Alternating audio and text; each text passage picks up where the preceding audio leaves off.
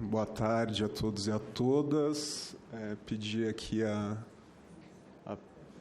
disponibilização da apresentação. Que a gente vem assistindo com a PEC 186, mas ao longo dos últimos anos, é um conjunto de ações que visam reformar o Estado, né?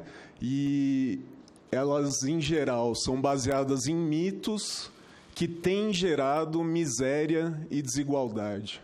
Então, o foco da minha fala hoje vai ser em relação aos ataques em torno, né, em direção aos servidores públicos, em direção às políticas sociais.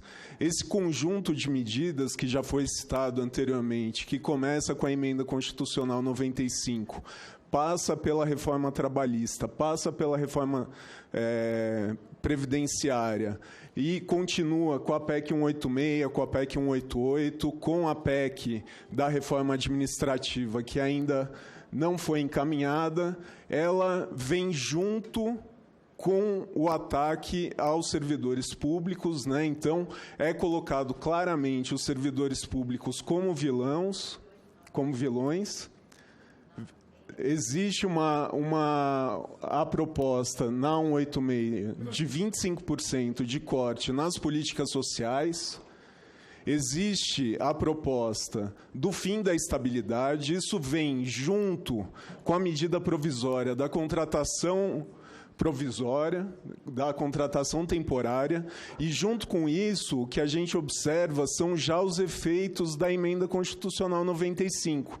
Então, a saúde, de acordo com o Conselho Nacional de Saúde, já perdeu 20 bilhões. Existem riscos em relação ao Fundeb, que foram colocados aqui pelo colega. A gente já tem citado a volta da fome.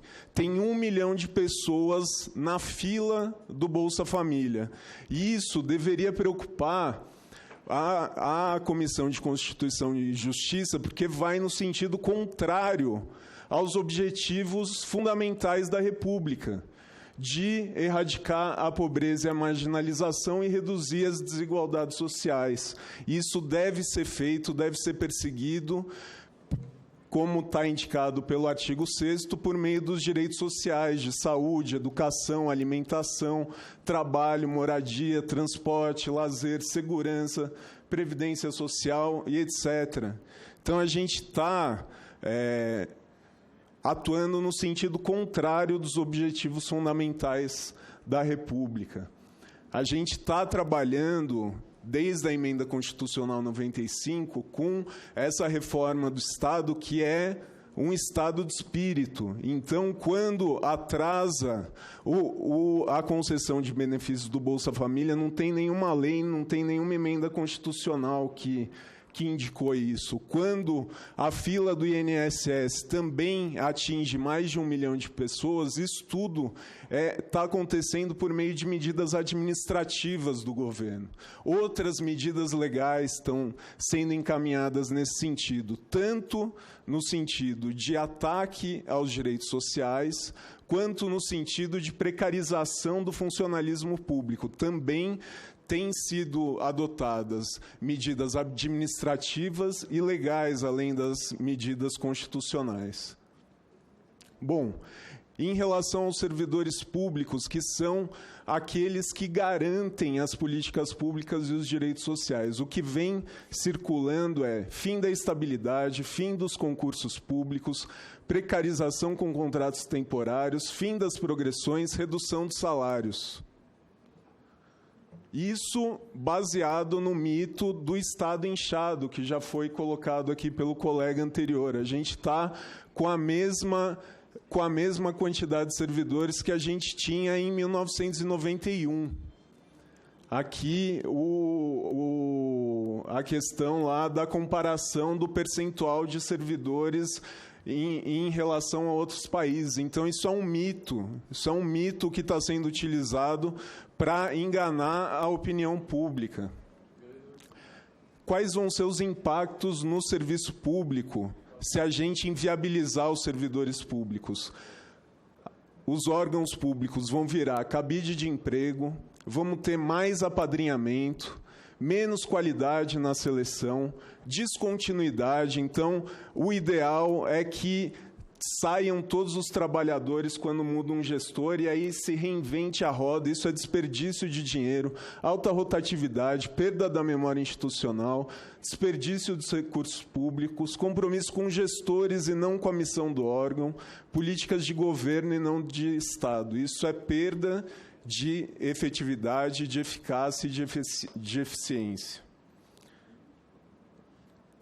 Em relação às políticas sociais, que são as que combatem as desigualdades e a miséria, o que a gente vê nas PECs é o aprofundamento da Emenda Constitucional 95 e a a redução de 25% nos serviços públicos.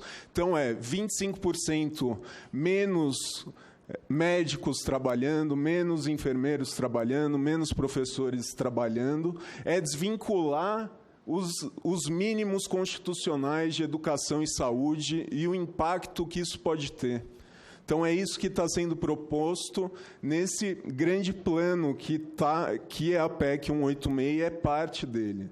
Então, o que a gente vê, a gente já tem resultados da emenda constitucional de teto de gastos. O que a gente vê é aumento de concentração de renda, fila no Bolsa Família, redução de beneficiários, fila no INSS, espera pela aposentadoria, volta da fome.